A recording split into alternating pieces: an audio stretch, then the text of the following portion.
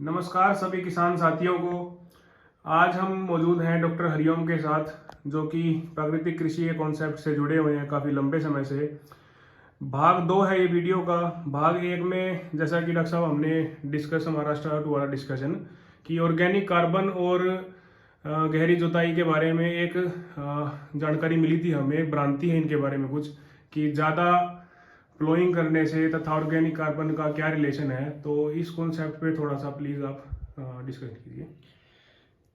ये बहुत महत्वपूर्ण प्रश्न है और सभी किसानों को इसके जवाब का ही पता होना चाहिए, क्योंकि जब हम खेती करते हैं तो हमारी ड्यूटी बनती है कि हमारे खेत के स्वास्थ्य के बारे में जानें।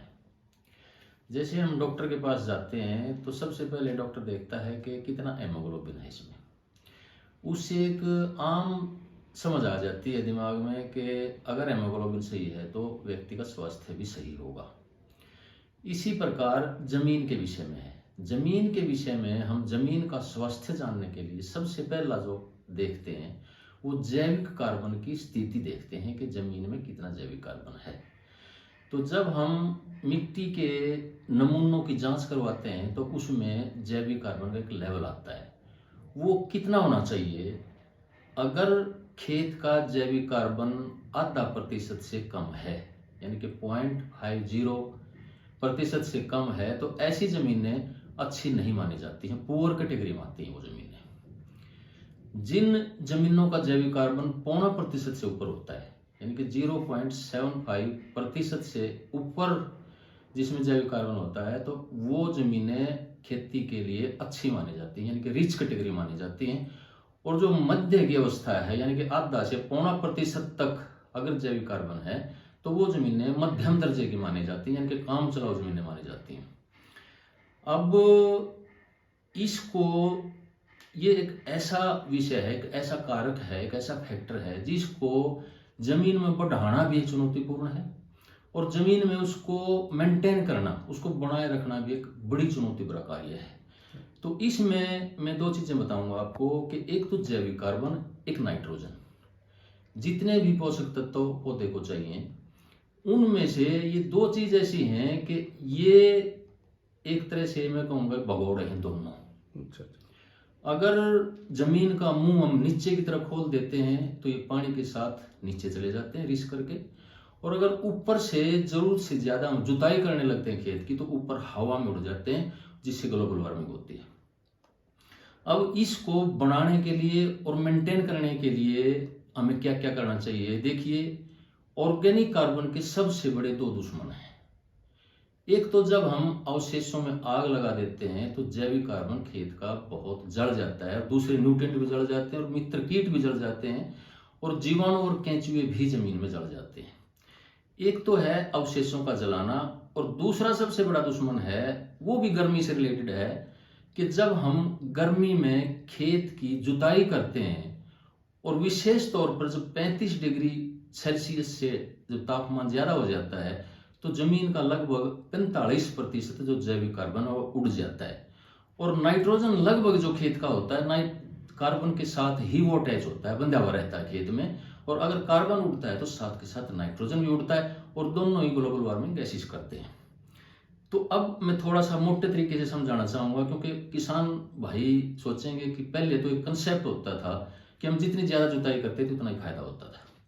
कि अब आप देखें, अपने शरीर से ले लीजिए, आप शरीर में आप खुराक लेकर के कुछ थोड़ा दूध या घी या मोटी खुराक लेकर के आप काम करने लग जाए गर्मी के मौसम में, कस्सी से या खेत में काम करेंगे या कोई भी मेहनत का काम करेंगे तो आपका आधा घंटा या 20 मिनट या ज्यादा से ज्यादा 1 घंटे में आप थक जाते हैं। लेकिन अगर ठंडक है, तापमान कम है, सर्दियां हैं, तो उसमें आप देखेंगे कि आप कई घंटे तक भी काम कर सकते हैं उसी खुराक में।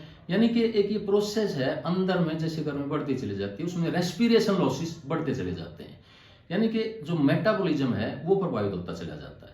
अब हम पौधे का एग्जाम्पल लेंगे, जैसे फरवरी और मार्च में तापमान बढ़ जाता है, गेहूं की बिजाई है, तो किसान भाई घबरा जाते हैं कि इससे हमारा जो पैदावार है वो गिर जाएगी, और साइंटिफिक अनुमान भी ऐसे हैं, अगर 1 डिग्री तापमान फरवरी मार्च का बढ़ जाता है तो लगभग 60 लाख टन गेहूं की उत्पादन गिर सकता है। अब इसी तरह से आप दूसरा पौधों के साथ शरीर में भी ऐसा है, जमीन में भी ऐसा ही है। तो आप उसमें देखेंगे कि जैसे जैसे गर्मी बढ़ती है उससे जैविक कार्बन यानी कि ऊर्जा जो है वो खत्म होती चली जाती है, नष्ट होती चली जाती है। अब इसका एक उदाहरण आप क्या देखेंगे तो कि जितने भी मैदानी इलाके हमारे प्लेन्स हैं, जितने भी विशेष तौर पर पंजाब, हरियाणा, पश्चिमी उत्तर प्रदेश, इनमें आप देखेंगे कि जैविक कार्बन की स्थिति बहुत एक पुअर है, यानी कि 0.5% से कम है। लेकिन जब ये आपका तापमान घटता चला जाता है, यानी कि हिली एरियाज में आप जाने लग जाते हैं, जैसे हिमाचल प्रदेश है, उत्तराखंड है, जम्मू कश्मीर है, तो आपका जैविक कार्बन बढ़ता चला जाता है। और जब आप यूरोप की स्थिति देखते हैं तो वहां पर 2-3% तक आपका जैविक कार्बन होता है। यानी कि तापमान एक ऐसी चीज है, गर्मी एक ऐसी चीज है जिसमें पौधे के अंदर जो फोटो रेस्पिरेशन के रूप में बढ़ जाता है, आदमी के अंदर है या जमीन के अंदर है रेस्पिरेशन के रूप में बढ़ जाता है। और जितना रेस्पिरेशन बढ़ेगा तो जितना संचित भोजन हमारे अंदर वो नष्ट होता चला जाता है, और जो जितना हमारे अंदर ऊर्जा थी वो कम होती चली जाती है। तो इसमें तापमान का एक विशेष महत्व है। इसलिए 2 चीजों पे आप एक विशेष तवज्जो दें। एक तो खेत में आग बिल्कुल न लगने दें, और गर्मी के मौसम में आप जमीन की कम से कम जुताई करें। अब कम से कम जुताई करके आप खेती कैसे कर सकते हैं, ये आगे की वीडियो में आपको बताएंगे। डॉक्टर साहब, एक पॉइंट और मैं पूछना चाहूँगा इसके अंदर। एक पुरानी कहावत होती थी हमारी कि दब के बहा और रज के खा, तो इसका मतलब फिर वो जो आज की तारीख में क्या वो चीज़ हमारी एप्लीकेबल नहीं है? देखो, ये अब जो वैज्ञानिक तथ्य हैं, जो रिसर्च ये बताती हैं कि आप जितनी भी आप कंजर्वेशन एग्रीकल्चर इसी आधारित पे जन्म हुआ उसका, कि आप जितना उसका मेन प्रिंसिपल 0 टिलेज या मिनिमम टिलेज पर आ गया है। तो जितना भी जमीन को गर्मी के मौसम विशेषकर हम कम जुताई करेंगे, उसमें से जो आपका जैविक कार्बन है या उसकी जो फर्टिलिटी है उसमें कम नुकसान होगा, और जुताई बढ़ती चली जाएगी। विशेष तौर पर गर्मी के मौसम में तो जमीन की ताकत वो कम होती चली जाती है। ठीक है, बहुत बहुत धन्यवाद डॉक्टर।